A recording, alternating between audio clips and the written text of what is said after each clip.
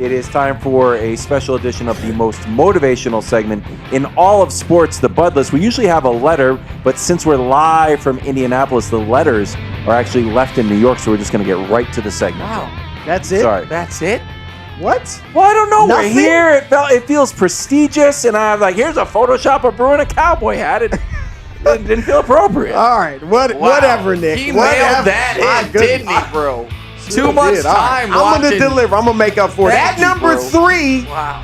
we're going to the NBA. Anthony Edwards. And look, the audience knows that we are, I'm not like Kevin Wildes where I'm in the comments like every day for hours. But here and there, I'm in the YouTube comments. Oh. And there was a really good one. Nick will love this one, but it really was good. Someone wrote, can't remember who it was, if Jason Tatum had played like Anthony Edwards in game 1, he would be getting destroyed. And you know what? Anthony Edwards had 18 points, 5 of 13 shooting, 3 assists, and got blown away when they were supposed to be the rested team in game 1 against a guy, Nick, that I think he should look at as a rival, SGA. No question. And I got to be honest, if Jason Tatum did that, he would get crushed. Even on a bad Achilles. Yeah, there would be no excuses. And look, I have the evidence of this. It's not just that Ant is 23. That's a little bit of a, cushion for him. But when Jason Tatum in his year 23 season turned 24, was a few months older than Ant. That was the year 2022. They went to the finals. Oh, some people killed him. And Kevin Wildes, among many, destroyed him for having 100 turnovers in the playoffs. He was the same age as Ant is now, a few months older, and yeah, I'm serious, he got destroyed. So what I'm saying is the kid gloves are off. Ant does, as much as I love him, I'm a big fan of his, he gets a pass because his game is so spectacular. I mean, seriously, people look over certain things because his game is so spectacular and high flying, and he still is young, but I think the honeymoon period is ending, so he's got to go out and get it done tonight. Go ahead. Before you go on to the next one, can I just say something about the getting a pass?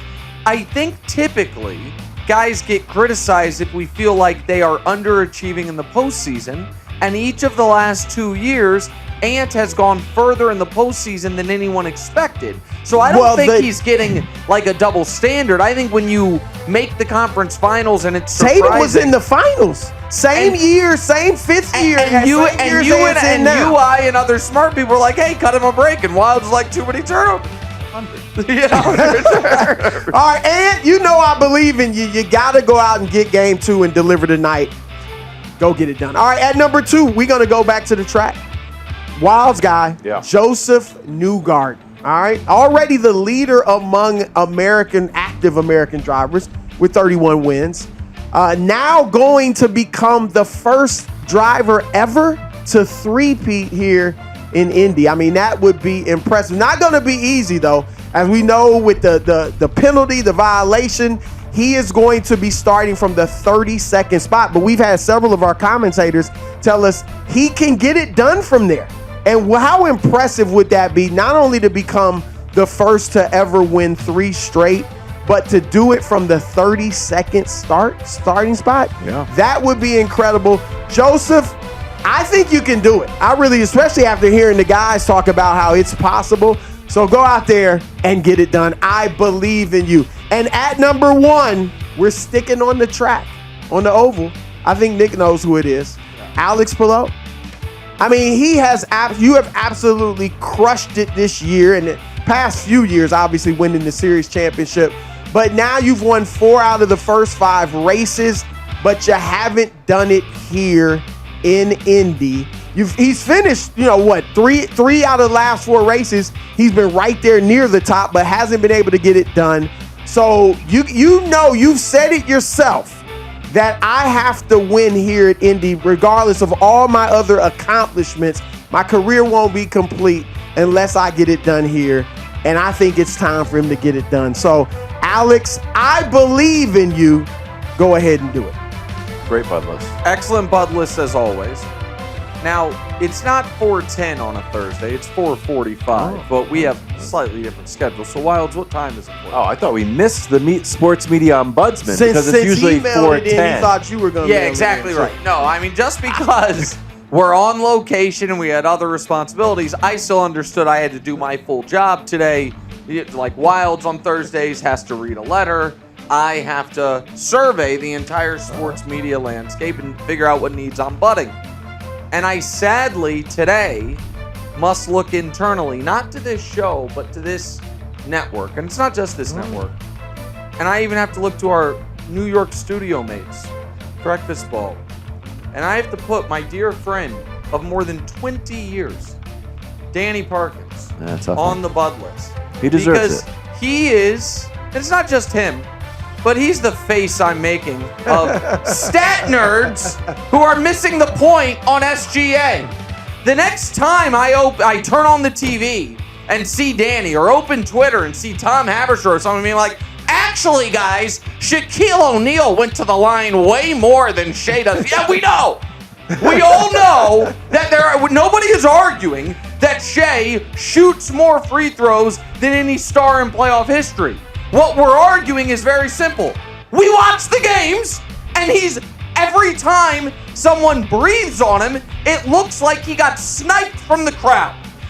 We watch the games, and we see Shai, who has some of the best footwork, is one of the most cleanly manicured games. So adept, and the coordination all of a sudden look like someone who's had 7 Miller Lights and is stumbling out a local bar. And it's like, I wonder what just happened there. So nobody is saying that Shai gets to the line more than anyone else. What we are saying is he is foul baiting and flopping about in a way, and this is what's important, Brew, that is unbecoming of a league MVP. And tonight's game will be the first game of his career he has played as a league MVP. Oh, that's interesting. And so I now... So you thinking he's not going to be doing that? He will be. I'm asking him not to, but again, I'm the sports media ombudsman right now. That's how he won the MVP. I understand, but he shouldn't have to do it. And more importantly, for this take, media members, some points don't need a actually counterpoint when the visual evidence and the video evidence is so compelling. So I'm not saying he wouldn't be a great player without the free throws. I'm not saying it's the only part of his game. What I am saying is it's an obvious blight on an otherwise impeccable resume. Well, look, you went after the stat nerds. Yeah. And that's fine. Shockingly. So that's who you're Why is going that at. shockingly? Right? But Like what I will say is this. How dare you? Shai, I don't really blame Shai. If you can get the refs to call, it's like Reggie Miller or other players throwing out their legs when they shoot a three and getting the foul call that way. So it's on the refs. Yes. It's on them. But if Shai, I'm not going to hold it against him because now he's an MVP. You shouldn't do this stuff. No. If you can get them, use your deception to get them to call these foul calls and send you to the line and help your team, I don't have a problem with Shai, but I agree with you. The refs need to cut it out. Wild, are you mad because I used the nerd voice on Danny that you use on me? I am not mad about that Well, at you all. thought As stat soon as I nerd heard because that, of you know what I heard? Money in my pocket. That is copywritten to me. So you will be hearing from my lawyer and accountant, and you can just wire the money or cash.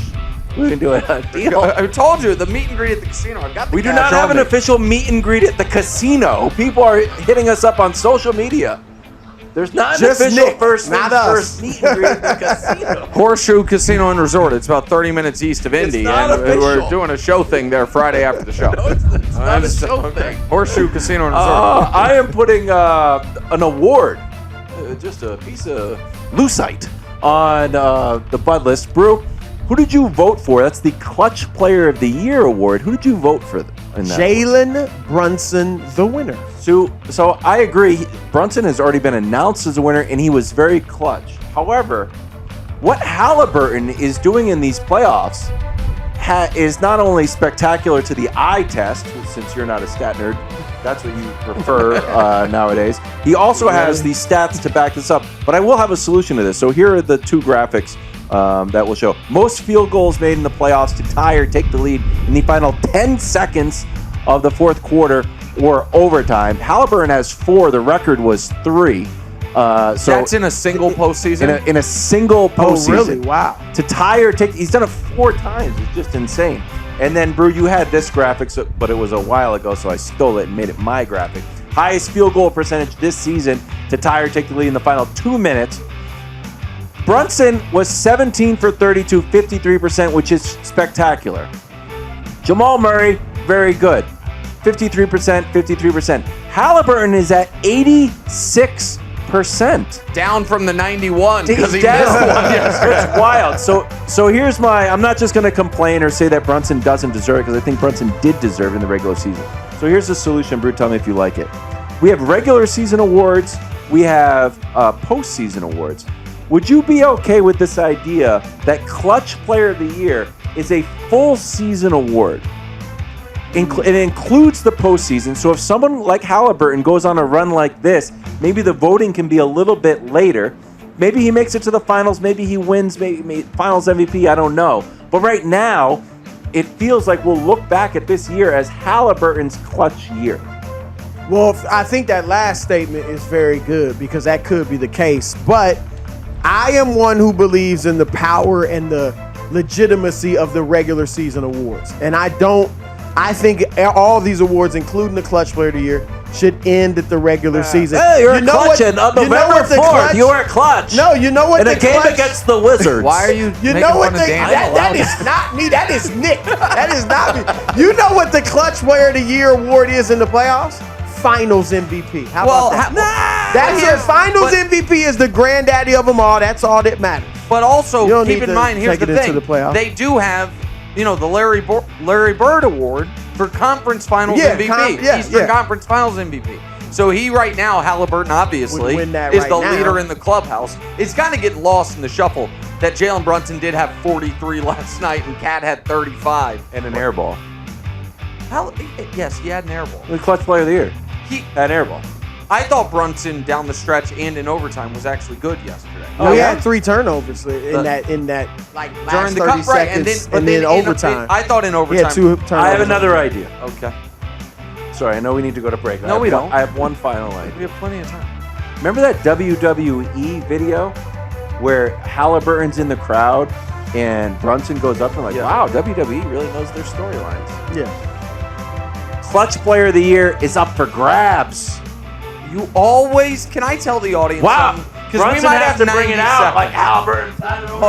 Hold on. Brew, you might not even know this about Wildes. And the audience certainly doesn't. I don't know that Kevin Wildes was ever a big wrestling fan, but he wants to wrestlify so many things. No, There's nothing more. No, I have to tell everyone.